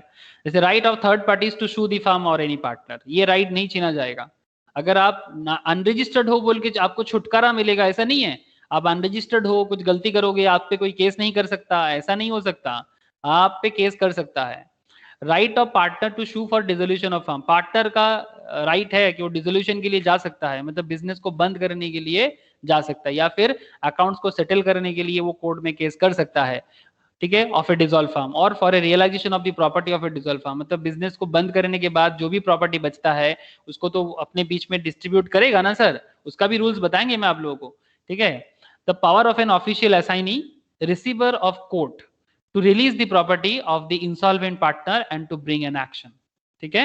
अगर कोई इंसॉल्वेंट हो जाते हैं, ठीक है, तो उसका प्रॉपर्टी रिलीज करना पड़ेगा। The power of an official assignee, जो कोर्ट जिसको असाइन करते हैं sir, receiver of court to release the property of the insolvent partner and to bring an action उसके अगेंस्ट में जो भी होगा। इंसॉल्वेंट है ना सर, इंसॉल्वेंट मतलब उसका मार्केट में लोन वगैरह हो गया तो उसका प्रॉपर्टी जो उसने दूसरे का पैसा मार के रखा है, दूसरे का कुछ पेमेंट मार के रखा है, तो फिर उसके हिसाब से कुछ रिलीज तो करना पड़ेगा। तो वो रूल भी है, चाहे आपका बिजनेस रजिस्टर्ड हो या नॉन रजिस्टर्ड, ठीक है। ये कुछ हक आप मतलब non registered firm does not have effect the following rights, ये राइट्स आपसे नहीं छीना जा सकता। राइट टू शू और claim set of if the value of suit does not exceed 100, अगर 100 के नीचे है तो फिर सेट ऑफ हो सकता है। The right to suit and proceedings instituted by legal representatives or heirs or the deceased partner of a firm for accounts of the firm or to realize the property of the firm. Say for example, एक simple example से 5 point समझा जा सकता है sir. Vishwajeet, Snehashish, अयन, सोविक, इनके बीच में जो business चल रहा था, मानो कि इनके बीच में किसी का कुछ प्रॉब्लम हो गया, कोई बिजनेस छोड़ के बाहर चला गया, जैसे अयन अपना फॉरेन चला गया, ठीक है। अब बिजनेस डिसोल्यूशन हो रहा है, तो क्या अयन बिजनेस का डिसोल्यूशन के केस के लिए बाहर से आएगा, मतलब आउट ऑफ कंट्री फॉरेन से फिर से इंडिया में आएगा? तो इन दैट केस वो अपने लीगल रिप्रेजेंटेटिव को बोल सकता है, वो अपने हियर्स को, लीगल हियर्स मतलब अपने जो भी उनका जो भी लीगल हियर्स है जिनको वो लीगली असाइन किया है, जैसे पापा के केस में उसका बच्चा होता है, उसका बेटा होता है, ठीक है। डिजीज पार्टनर अगर कोई गुजर गया तो उनका बच्चा जो भी है, ठीक है, जो भी उनके प्रॉपर्टी का हकदार है, बिजनेस का हकदार है उनके बाद, ठीक है, सक्सेसिवली जिनको मिल रहा है सक्सेशन पे, तो वो कोई भी उसका जो भी प्रॉपर्टी का डिटेल्स है वो सारे के सारे में उनका लीगल रिप्रेजेंटेटिव का, उनके लीगल हियर्स का, उनका डिजीज पार्टनर्स का उनका हक होता है, ठीक है। तो right to sue and proceeding instituted by, मतलब चाहे आपका फार्म अनरजिस्टर्ड ही क्यों ना हो, चाहे आपका फार्म अनरजिस्टर्ड ही क्यों ना हो। Point to be noted and point to be understandable sir. Okay, I hope कि समझ में आया होगा सर। बोलो सर, यहाँ तक कोई डाउट है अभी तक? मन में कोई सवाल हो तो बोलो sir. Any doubt till now, या फिर मैं आगे बढ़ूं सर? बोलो। ओके सर, आप लोगों का हाँ ना मेरे लिए जिंदगी जैसा बन गया है सर। आप लोग हाँ बोलोगे तो मैं आगे बढ़ूंगा, आप लोग ना बोलोगे तो मैं रुक जाऊंगा। ओके सर, फिर इतना। हाँ बोलो sir.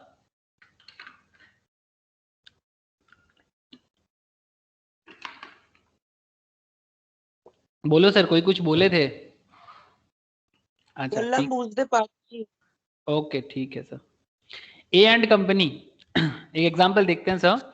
A and company is registered as a partnership firm in 2017 with ABC partners, ठीक है। देख रहे हैं सर फर्म का नाम कैसे हो गया, and company, and associates, okay. ऐसा ज्यादा होता है, chartered firm, cost firm, CS firm, ऐसे नाम पे ज्यादा ही रजिस्टर्ड देखने को मिलेगा आपको, लॉ फार्म, ठीक है। ABC पार्टनर्स 2017 में रजिस्टर किया। इन 2018 को ये मर गया सर, ये dies. In 2019, B and C sue X in the name and on behalf of A and company. X को केस किया without fresh registration. Now the first question for our consideration is whether the suit is maintainable. क्या ये suit maintain किया जा सकता है, ये जो केस किया गया है?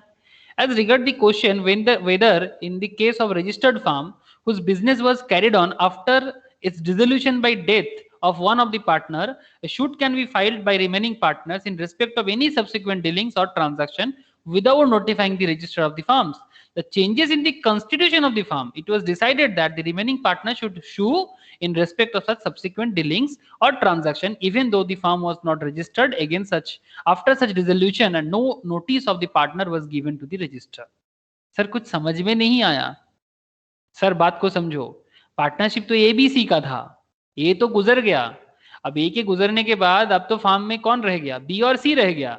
अब B एंड C का पार्टनर और ABC का पार्टनर क्या सेम है सर? ABC का पार्टनरशिप और B एंड C का पार्टनरशिप, क्या हम लोग इसको सेम बोल सकते हैं? No sir, obviously no. ABC का partner and B and C का पार्टनरशिप सेम नहीं है, दोनों अलग पार्टनरशिप है। तो फिर इस केस में देखा जा सकता है कि जब A गुजर गया तब तो B और C को बताना चाहिए था रजिस्टर पे कि हम लोग का बिजनेस अभी B एंड C पार्टनर हो गया, है ना सर? बताना चाहिए कि नहीं चाहिए? बताना चाहिए था। बट सर यहाँ पर एक सवाल किया जा रहा है कि A and company as a partnership firm in 2017 with A, B, C partners. In 2019 A dies. In 2019 B and C sue X, कोई थर्ड पार्टी होगा, in the name and on behalf of A and company. अब A and company का मतलब तो A, B, C हुआ करता है. Now the first question for our consideration is whether the suit is maintainable. क्या ये केस बन पाएगा? ये केस बन पाएगा क्या? As regard the question whether in this case a registered firm जिसका business carried on after is dissolution bye death of one of the partner, मतलब डिसोल्यूशन के बाद या डेथ के बाद अगर चल रहा है, a suit can be filed by the remaining partner, कर सकता है in respect of any subsequent dealings और transaction without notifying to the register of the firms. अगर बिजनेस का कॉन्स्टिट्यूशन या काम में कुछ चेंजेस आता है, the changes in the constitution of the firm, it was decided that the remaining partner should sue, इस कॉन्स्टिट्यूशन में बिजनेस का जो रूल्स रेगुलेशंस का डेटा है उसमें बताना पड़ेगा, remaining partner should shoe in respect of such subsequent dealings or transaction even though the firm was not registered against such dissolution and no notice of the partner was given to the register. मतलब इसके लिए क्या करना पड़ेगा, firm को notify, register को notify करना जरूरी नहीं है, बस उसके लिए कॉन्स्टिट्यूशन में चेंजेस करना जरूरी है. The changes in the constitution of the firm, it was decided that the firm remaining partner should sue in respect of such subsequent dealings. मतलब A के गुजरने के बाद B and C ये केस कर सकता है, इसके लिए पहले से ही डीलिंग्स में पहले से ही लिख देना पड़ता है कॉन्स्टिट्यूशन में.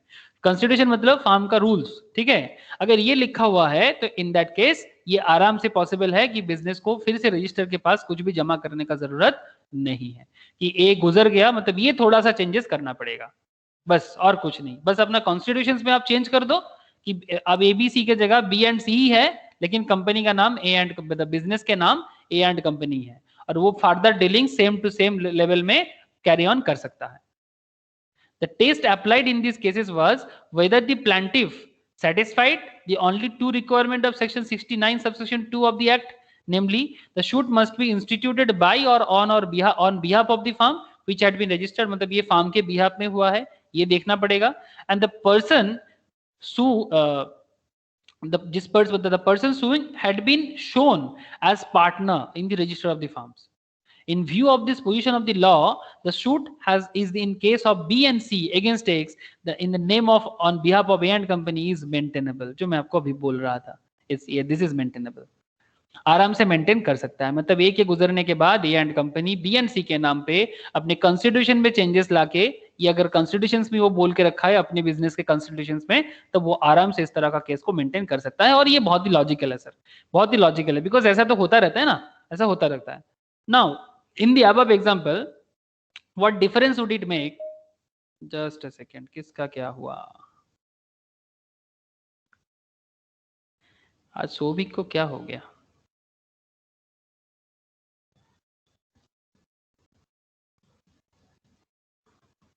Please point to be noted, sir. Now in the above example, what difference would it make if in 2019 B and C has taken a new partner D and then filed a suit against X without fresh registration? I think the problem हो सकता है sir, है ना? Where a new partner is introduced, the fact is to be notified to registrar, who shall make a record of the notice in the entry relating to the firm in the register of the firms. Therefore, the firm cannot sue as D's name has not been entered in the register of the firms.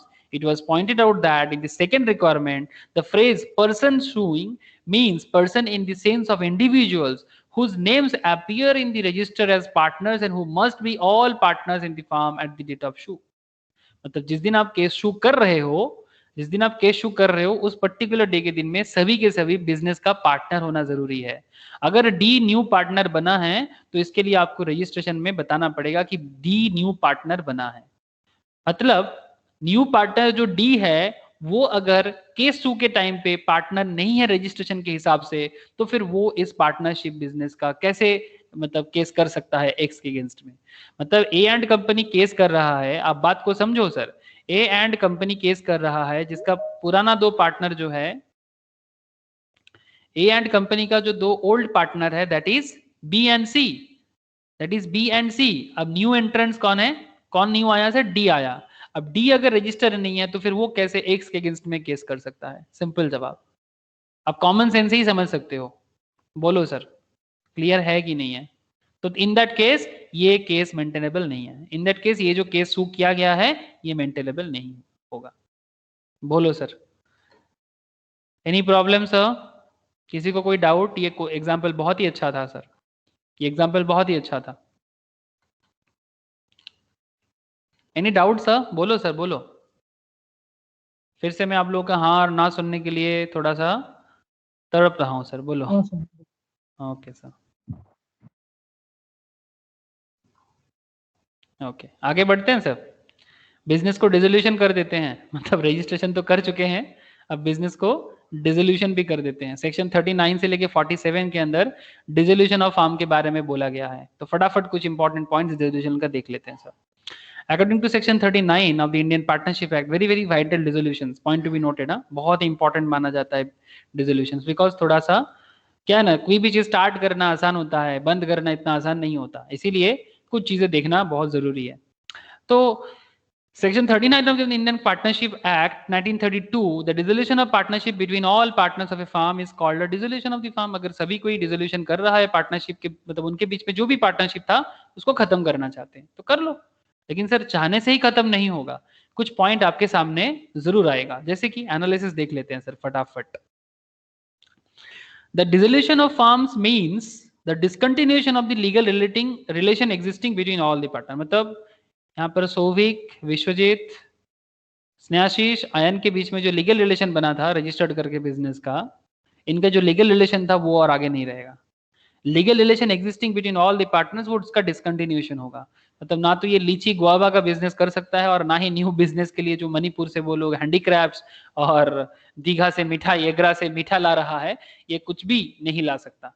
In that case, but when only one और more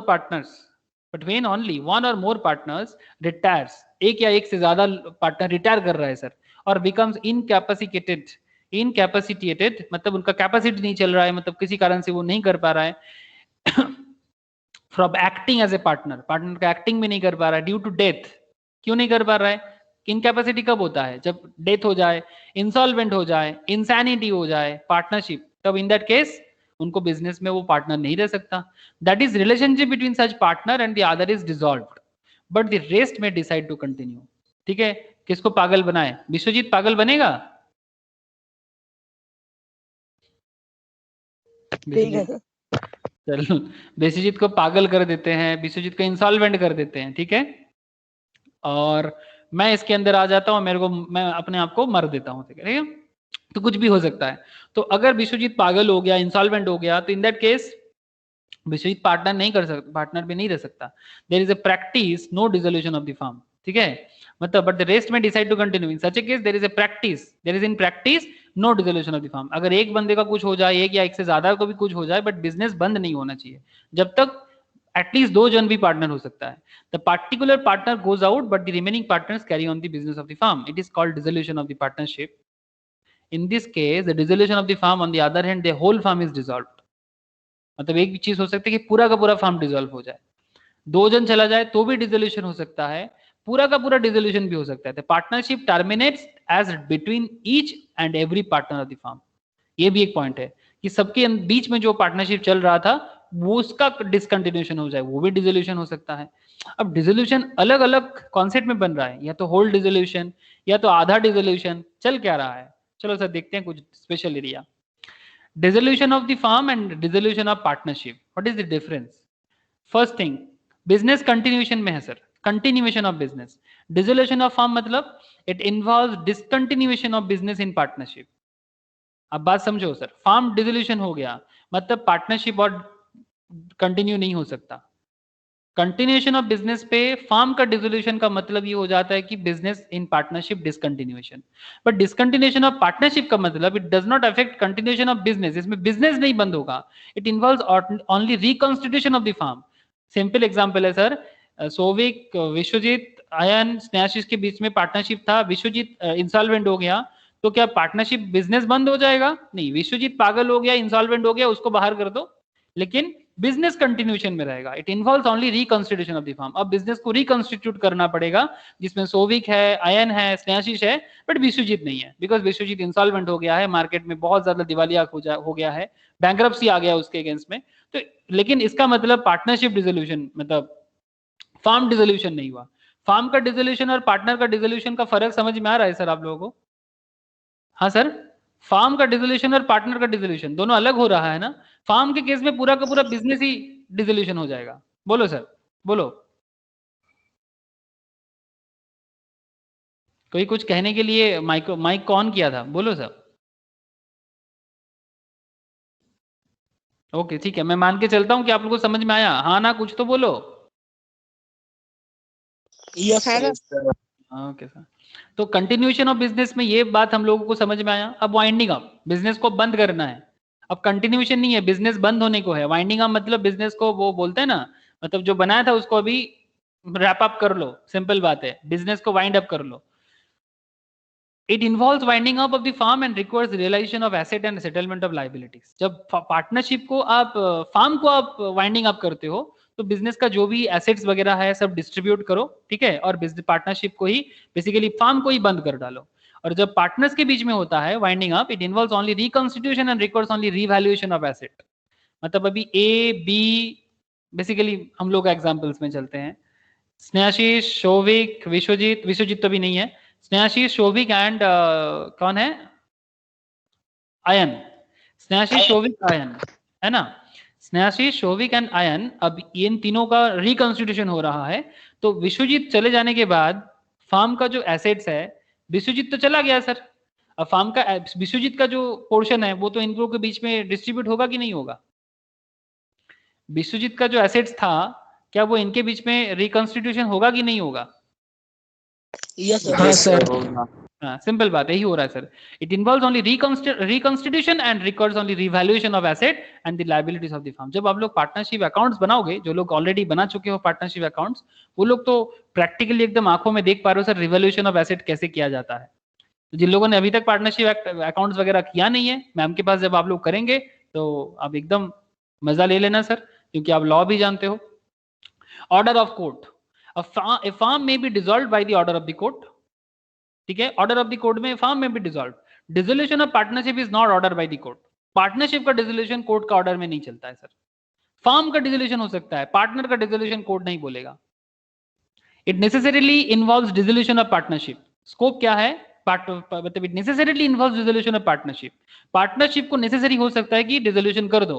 it may और may not involve dissolution of firm. मतलब scope जो है, मतलब dissolution का, partnership का scope है, मतलब फार्म का स्कोप है डिसोल्यूशन करने का, बट पार्टनर्स का डिसोल्यूशन का स्कोप हो भी सकता है, ना भी हो सकता है। Final closure of books, books मतलब books of accounts. It involves final closure of books of the firm. जब भी फर्म बंद हो जाता है, फर्म का अकाउंट्स भी बंद हो जाएगा।